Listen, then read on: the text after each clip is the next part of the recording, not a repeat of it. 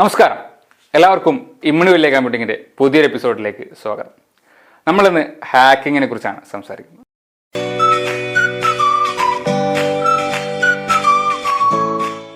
നമുക്കറിയാം, ഒരുപാട് വാർത്തകൾ നമ്മൾ കേട്ടിട്ടുണ്ട്. ഫേസ്ബുക്ക് ഹാക്ക് ചെയ്തു, ഇത് ഹാക്ക് ചെയ്തു, പല ആളുകളുടെ അക്കൗണ്ട് ഹാക്ക് ചെയ്തു. എങ്ങനെയാണ് ഹാക്കർമാർക്ക് ഹാക്ക് ചെയ്യാൻ കഴിയുന്നത്?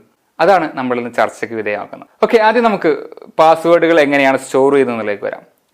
നമ്മളൊരു ഏതെങ്കിലും ഒരു സർവീസിൽ, ഫേസ്ബുക്കിലോ അല്ലെങ്കിൽ വേറെ ഏതെങ്കിലും ഒരു സർവീസിൽ നമ്മൾ ലോഗിൻ ചെയ്യുമ്പോൾ നമ്മൾ യൂസർ നെയിം കൊടുക്കുന്നു, പാസ്വേഡ് കൊടുക്കുന്നു, നേരെ കയറുന്നു.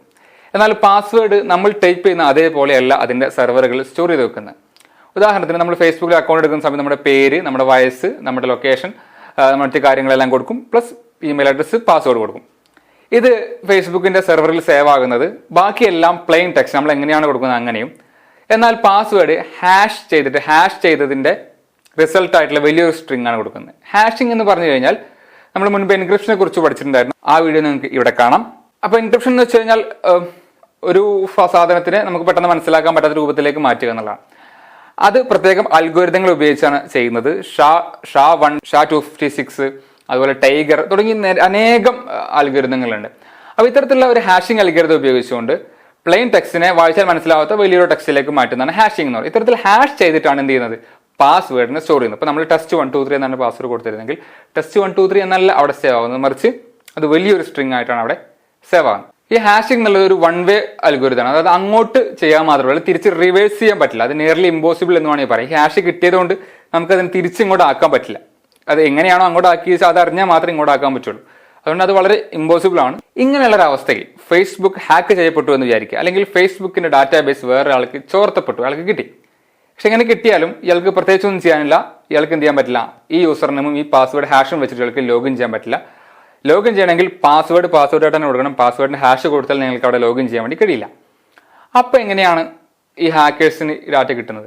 ഒരു ഹാക്കർക്ക് ഇതുപോലെ ഹാക്ക് ചെയ്തിട്ട് ഹാഷ് വാല്യൂ കിട്ടിയെന്ന് വിചാരിക്കുക. ഇങ്ങനെ ഹാഷ് വാല്യൂ കിട്ടിയതിന് ശേഷം അയാൾ നേരെ ചെയ്യുന്നത് റെയിൻബോ ടേബിൾ എന്ന് പറഞ്ഞ ടേബിൾ ഉണ്ട്.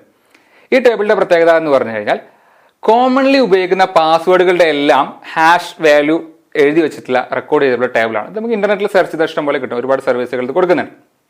അപ്പോൾ ഉദാഹരണം, നിങ്ങൾ ടെസ്റ്റ് 1 2 3 പാസ്വേഡ്, അഡ്മിൻ തുടങ്ങിയിട്ടുള്ള സിമ്പിൾ ആയിട്ട് ഗസ് ചെയ്യാൻ പറ്റുന്ന പാസ്വേഡുകളാണ് നിങ്ങൾ. അങ്ങനത്തെ ഒരുപാട് കോമൺലി ഉപയോഗിക്കുന്ന പാസ്വേഡ്സ് ഉണ്ട്. ഈ കോമൺലി ഉപയോഗിക്കുന്ന പാസ്വേഡാണ് നിങ്ങൾ ഇട്ടിട്ടുണ്ടെങ്കിൽ അവിടെ തീർന്നു. കാരണം അത്തരത്തിൽ കോമൺലി ഉപയോഗിക്കുന്ന പാസ്വേഡുകളെല്ലാം ഹാഷ് വാല്യൂ ഇപ്പുറത്ത് എഴുതി വെച്ചിട്ടുണ്ടാവും.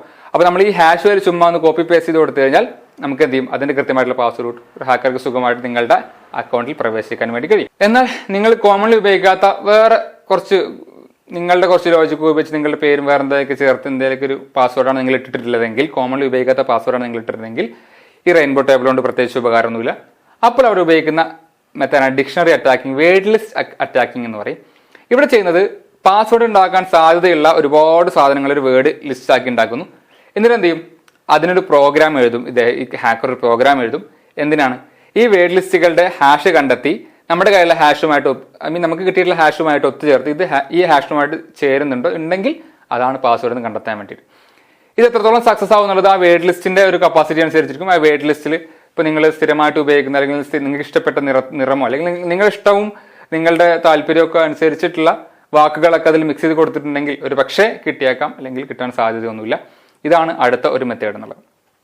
ഇനിയുള്ള മെത്തേഡ് ബ്രൂട്ട് ഫോഴ്സ് അറ്റാക്ക് എന്ന് പറയുന്ന മെത്തേഡാണ്. ഈ ബ്രൂട്ട് ഫോഴ്സ് അറ്റാക്കിൽ വരുന്നത് ഓരോ പോസിബിൾ നമ്പറുകൾ ലെറ്റേഴ്സ് മാറ്റി എടുക്കും. ഉദാഹരണത്തിന് ഒരു 10 ലെറ്റർ വേർഡ് ആണെങ്കിൽ ABCDFGHJK മുഴുവനും പറ്റാവുന്ന എല്ലാ ക്യാരക്ടറുകളും എല്ലാം പരസ്പരം ഇട്ട് നോക്കി, അങ്ങനെ പരമാവധി പോസിബിലിറ്റീസ് നോക്കി കിട്ടുന്ന ഒരു പരിപാടിയാണ്. എന്നാൽ ഇത് വലിയൊരു പാസ്വേഡൊക്കെ ആണെങ്കിൽ നിയർലി ഇമ്പോസിബിൾ ആണ്. കാരണം നടക്കൂല. ഒരുപാട് ബില്യൺസ് ഓഫ് വർഷങ്ങളൊക്കെ എടുത്താലാണ് ഇപ്പോഴത്തെ കമ്പ്യൂട്ടിംഗ് പവറൊക്കെ വെച്ചിട്ട് അത് സോൾവ് ചെയ്യാൻ വേണ്ടി കഴിയുക. എന്നാൽ സിമ്പിൾ ആയിട്ടുള്ള പാസ്വേഡ് ടെസ്റ്റ് 1 2 3 കിട്ടിയെന്ന് വെച്ച് കഴിഞ്ഞാൽ അത് ചിലപ്പോൾ വളരെ പെട്ടെന്ന് തന്നെ ക്രാക്ക് ചെയ്തെടുക്കാൻ വേണ്ടി കഴിയുകയും ചെയ്യും. അപ്പോൾ നമ്മൾ ശ്രദ്ധിക്കേണ്ട ഒരു കാര്യം എന്നുള്ളത്, പാസ്വേഡ് ക്രാക്ക് ചെയ്യപ്പെടാതിരിക്കാൻ സ്ട്രോങ് ആയിട്ടുള്ള പാസ്വേഡ് ഉപയോഗിക്കുക എന്നുള്ളതാണ്. അഡ്മിൻ 1 2 3 അല്ലെങ്കിൽ 1 2 3 1 2 3 ഒന്നും ഉപയോഗിക്കാൻ നിൽക്കരുത്. ഇത്തരത്തിലുള്ള പാസ്വേഡ് ഉപയോഗിക്കുമ്പോൾ സ്ട്രോങ് ആയിട്ടുള്ള പാസ്വേഡ് ഉപയോഗിക്കുക. മാത്രമല്ല, ഫേസ്ബുക്കിന് ഉപയോഗിച്ച പാസ്വേഡ് ഒരിക്കലും ട്വിറ്ററിന് ഉപയോഗിക്കരുത്, ട്വിറ്ററിന് ഉപയോഗിച്ച ജിമെയിലിന് ഉപയോഗിക്കരുത്. എല്ലാത്തിനും പരമാവധി വ്യത്യസ്ത പാസ്വേഡുകൾ ഉപയോഗിക്കാൻ ശ്രമിക്കുക. കാരണം നിങ്ങളുടെ ഒരു അക്കൗണ്ട് പാസ്വേഡ് ആരിൽ ഹാക്ക് ചെയ്ത് കഴിഞ്ഞാൽ അയാൾക്ക് മറ്റ് അക്കൗണ്ടുകൾ ഹാക്ക് ചെയ്യാൻ കഴിയരുത്. അതുകൊണ്ട് തന്നെ പാസ്വേഡുകൾ വളരെ വ്യത്യസ്തമായിട്ട് ഉപയോഗിക്കുക. വളരെ കോംപ്ലിക്കേറ്റഡ് പാസ്വേഡ് ഉപയോഗിക്കുക. അതായത് സ്റ്റാറും ഹാഷും വലിയ അക്ഷരവും ചെറിയ അക്ഷരവും എല്ലാം മിക്സ് ചെയ്തിട്ടുള്ള പാസ്വേഡ് ഉപയോഗിക്കുക. സിമ്പിൾ ആയിട്ടുള്ള പാസ്വേഡ് ഉപയോഗിച്ചാൽ വളരെ പെട്ടെന്ന് ക്രാക്ക് ചെയ്യും എന്നുള്ളത് നമുക്ക് ഇതിലൂടെ മനസ്സിലാക്കാൻ വേണ്ടി കഴിഞ്ഞു. ഹാക്കിങ്ങിന് ചേർക്കാൻ വേണ്ടി വേറൊരു സംവിധാനം കൂടി കമ്പനികൾ ഇപ്പോൾ ചെയ്യുന്നത് സോൾട്ടിങ് എന്നാണ് അതിന്റെ പേര്. സോൾട്ടിങ് തന്നെ ഉപ്പ് വിതറുക എന്നുള്ള രീതിയിൽ തന്നെ. അതായത് ഈ പാസ്വേഡിന്റെ കൂടെ എന്തെങ്കിലും ചില അക്ഷരങ്ങളും കൂടി ചേർക്കും. എന്നിട്ട് അതിന് ശേഷമാണ് ഹാഷ് ചെയ്യുക. അപ്പോൾ ഉദാഹരണത്തിന് ഞാനാണ് ഇപ്പോൾ ഹാഷ് ചെയ്യുന്നതെങ്കിൽ ഞാനാണ് ഇപ്പോൾ സോൾട്ട് ചെയ്യുന്നതെങ്കിൽ IBC എന്ന് പറയുന്ന സാധനം ഞാൻ ചേർക്കാമെന്ന് വിചാരിച്ചു. IBC എന്നുള്ള 3 വാക്ക് നിങ്ങൾ ഏത് പാസ്വേഡ് തിരഞ്ഞാൽ അതിന് കൂടെ IBC ചേർക്കും. IBC തുടക്കത്തിൽ ചേർക്കും, ഒരു 3 ലെറ്റർ കഴിഞ്ഞിട്ട് ചേർക്കും, അവസാനം ചേർക്കും. അങ്ങനെ ചേർത്തതിന് ശേഷം അതിനെ ഹാഷ് ചെയ്ത് കഴിഞ്ഞാൽ പിന്നീട് ഇതൊരു സാധാരണ ഉപയോഗിക്കുന്ന പാസ്വേഡ് ആണെങ്കിൽ പോലും ആ ഹാഷ് ഒരിക്കലും സ്റ്റാർട്ട് ചെയ്യുന്നതിന് മുമ്പത്തെ ഹാഷുമായിട്ട് യാതൊരു ബന്ധവും ഉണ്ടായിരിക്കുന്നു. അപ്പോൾ നമ്മളിന്ന് സംസാരിച്ചത് പാസ്വേഡുകളെ കുറിച്ച്, എങ്ങനെയാണ് പാസ്വേഡ് സ്റ്റോർ ചെയ്യുന്നത്, എങ്ങനെയാണ് ഹാക്ക് ചെയ്യുന്നതിന്റെ മെത്തഡുകളെ കുറിച്ചാണ്. അപ്പോൾ നിങ്ങൾക്ക് എങ്ങനെയെല്ലാം പാസ്വേഡ് സുരക്ഷിതമാക്കാം എന്ന് മനസ്സിലായി എന്ന് പ്രതീക്ഷിക്കുകയാണ്. ഇത്തരത്തിലുള്ള ഒട്ടനവധി വീഡിയോകളുമായിട്ട് നമുക്ക് വീണ്ടും വരാം. അപ്പോൾ ഇനിയും ഈ ചാനൽ സബ്സ്ക്രൈബ് ചെയ്യാൻ മറന്നിട്ടുണ്ടെങ്കിൽ എത്രയും പെട്ടെന്ന് സബ്സ്ക്രൈബ് ചെയ്യുക. മറ്റൊരു വിഷയമായി വീണ്ടും കാണുന്നവരെ നന്ദി, നമസ്കാരം.